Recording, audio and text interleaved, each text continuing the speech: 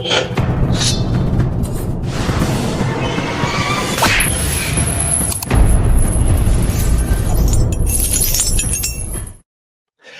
is up, everybody? I am Kevin Iole. Thank you for joining me. Wanted to talk about something a little bit different today. Something that I've been hearing a lot on YouTube and reading a lot on the internet, and that is the UFC out of stars? Does the UFC no longer have stars? And, I've thought a lot about that over the last little while. And it's an important question because TKO, the group that owns the UFC, is now out trying to negotiate a new broadcast rights deal for the company. The deal with ESPN that has been in effect since 2019 is ends at the end of the year, and in 2026 there is going to be some new landscape, whether that is a renewal with ESPN straight up, whether it's splitting the deal and maybe ESPN and somebody like Netflix or Amazon or maybe even Google or Apple, something like that. But it's a bad time to go into a negotiation and say the UFC doesn't have any stars if you're the UFC. But as I look at it, I question. I don't think it is that they don't have any stars. When you look at the list of UFC champions and you look at the list of the fighters, they have some terrific fighters and they have some really big stars. They have about 40 or 50 fighters on Instagram, as an example, that have over 1 million followers. Islam Makhachev, the lightweight champion, has 10 million followers. Ilia Topuria, who I think is going to be a massive global star, who is going to be really, really big. He is over 6 million, almost 7 million Instagram followers. That is telling me that the people and the interest in them are out there, but it may not be in the United States. And that is the difference.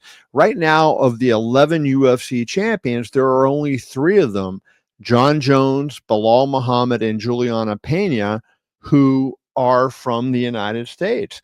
There are less English-speaking stars than there ever have been. And I mentioned in my story on keviniole.com about this topic that the interpreters are becoming almost as popular as some of the fighters because they are in the ring week after week, and you were seeing them on camera. You were hearing their voices as they interpret for all these fighters. Now, I think globalization is a good thing in the fight game. This is a worldwide sport, not an American sport or not a Western Hemisphere sport. This is a worldwide sport, and we are seeing the influence all over the world. Right now, the UFC has, as I mentioned, the 3 US champions. But if you go down the list and you start looking, they have 2 champions from Russia. They have 2 champions from Georgia. They have a Brazilian champion, a South African champion, a Chinese champion, a Kyrgyzstani champion. So they are touching all corners of the world. And while Magomed Ankalaev is not that big, maybe in the United States, in the Middle East, where the UFC has been doing a lot of business, he is massive. He is massive in Eastern Europe. He is massive in his native Russia. So it's just a different way of looking at things. The UFC for a long time had not only American stars, but they had just these transcendent figures. And even when Conor McGregor came along, and he, of course, was Irish and not American, he was a native English speaker. He was funny. He had a story that people could relate to, right? He was an apprentice plumber who was on food stamps when he got his shot in the UFC. Think about that. And he went on to these global heights, and he is now a multi-millionaire. But now when you think of the biggest UFC stars and you start to go, well, who are they? And a lot of them are not American. You look at the top of their list. Hamzat Chimaev has over 9 million Instagram followers. His native language is Russian. Charles Oliveira, 8 million. He speaks Portuguese. Alex Pereira is over 6 million. Ilia Topuria is over 6 million. And the point of that all is that because of what the UFC has done for so long, taken the show on the road and gone all over the world, that has grown MMA in all those other markets. And so now, while the UFC is still a U.S.-based company in the U.S., its biggest market, no question about it. It is a global sport and a global company. And so you have to look at it when we say they don't have stars anymore. It is in a vacuum that they are saying that.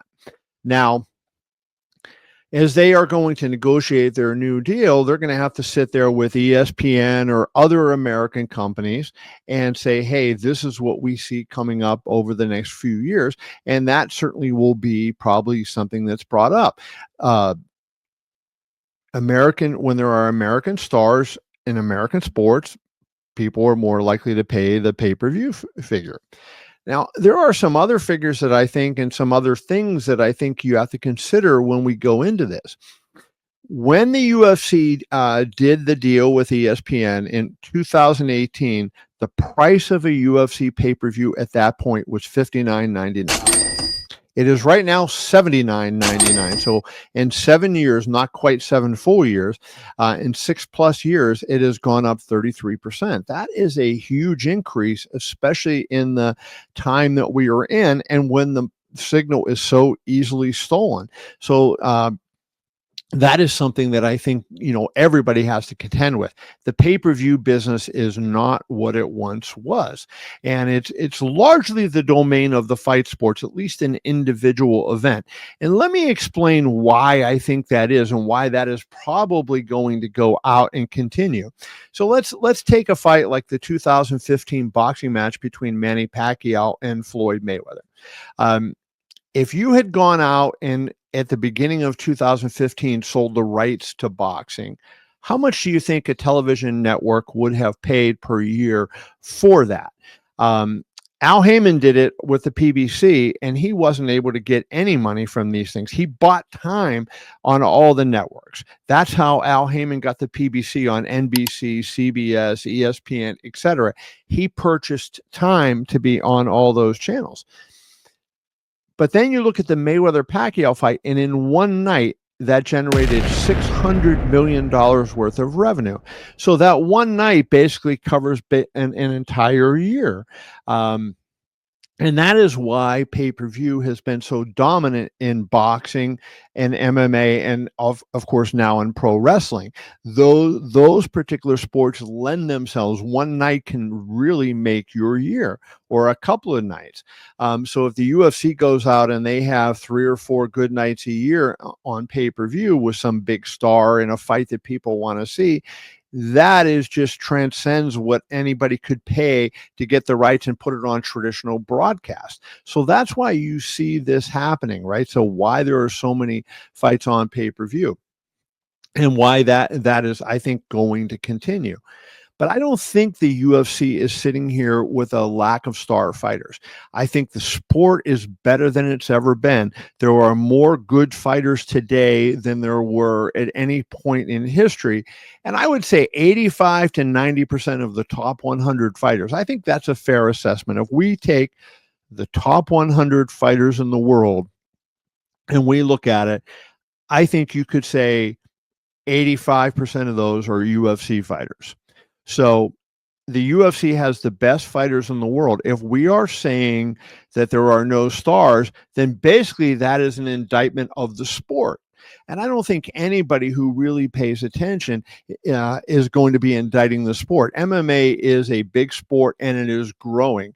It is not soccer in the United States. It's not football. It is not the NBA, but it is growing, and it is making a massive impact. And remember, the UFC has only been in business for a little over 30 years, and under the current regime, Dana White's regime, since 2001.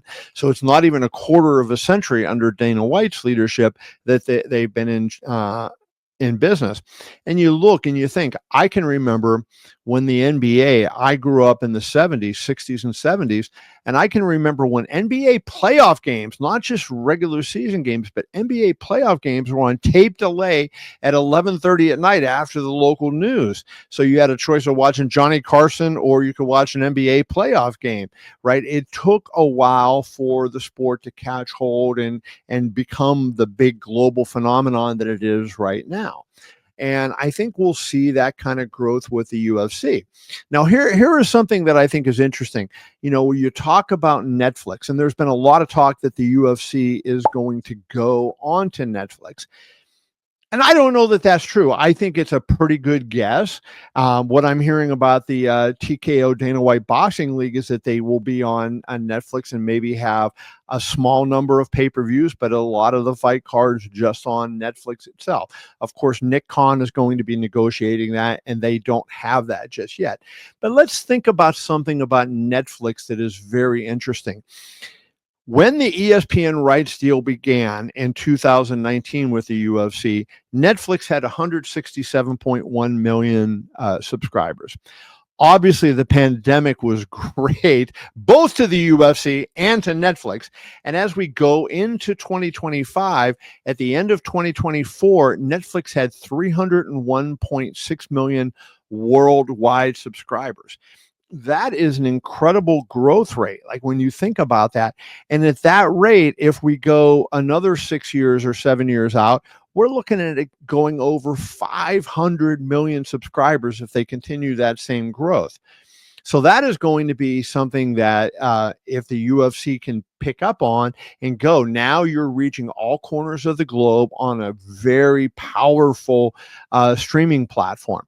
There are going to be some people who are going to complain and say, well, I can't stream and I don't like this and blah, blah, blah, blah, blah. But that is the way everything is going. And we're going to see linear cable and traditional broadcast television continue to decline as people kind of pick and choose and they stream things. As fiber becomes more popular among an internet choice and more widely available, you're going to see more people streaming. So the streaming industry is growing. It's making it worldwide. Just with the flip of a switch, they can put a fight card on all over the world. So think about it if you're Netflix. The UFC is going to produce the event themselves. So all Netflix has to do is just turn it on and send it out to all the other places around the world that it is going to go. And that will give it a huge global audience, which I think will grow even more. So there's all this talk about the lack of stars and what's going to happen in the new TV deal. What I think is this. I think the UFC is probably going to try to stay and will stay in some capacity with ESPN. I think it would almost be suicide if they left ESPN, given everything that in the United States ESPN does for them. If ESPN loses the rights, think about the NHL a few years ago. When ESPN lost the rights to the NHL, what happened to NHL coverage on ESPN? It went away. There was none. And hockey fans went crazy. Like, where is it? So now recently ESPN got an NHL package back, and now they're covering it, and they have shows, and they include it on SportsCenter and on their .com. But they are not going to make that kind of commitment if they don't have a rights deal with a particular partner. So in the case of MMA, if the UFC leaves ESPN and goes to one of these other partners, Amazon, Netflix, Google, Apple, whatever it might be, I think ESPN will say, okay, we'll just focus on the sports that we have the rights to, and they won't really pay that much attention to the UFC. And I think that would really hurt the UFC's cause. So my guess is that what we're going to see is the UFC split the baby. They're going to have some kind of deal with a Netflix, with a global streaming platform. And then in the US, they're going to continue to have a deal with ESPN, because I think that ESPN is so powerful that will they just won't be able to get away from that. So it's going to be interesting to see what happens. I think the good part of this is that there's going to be a lot of competition out there, and I think we'll see it'll be interesting to see what the UFC has to do in order to take it to the next level. I'm really excited about it. I'm looking forward to the future. I'm looking forward to seeing what happens. I hope you guys are too. I hope you're enjoying the fights. If there's any content that you want to see on my channel, please let me know. I will do my best to get it done. Do me a favor and please subscribe to my channel. Like this video, please like this video, and tell a friend about my channel on YouTube. Tell a friend about keviniole.com so they can get my content over there. I appreciate it so much. Hope you enjoy the fights, everybody. We will talk to you all soon. Be well.